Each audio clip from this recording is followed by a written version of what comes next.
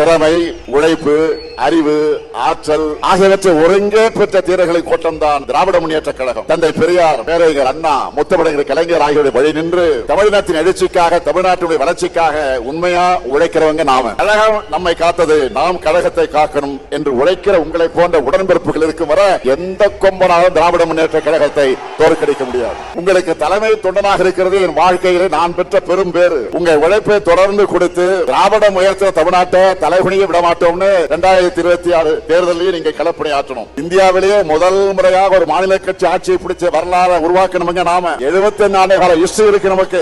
அதுக்கு பிறகு தமிழ்நாட்டு அரசியலை கொண்ட எல்லா கட்சிகளுமே திமுகவை அழிப்போம், ஒழிப்போம் சொன்னாங்க. இப்பவும் திமுகவுக்கு நாங்க தான் மாற்றணும் பேசுறாங்க. என்ன மாற்ற போறாங்க?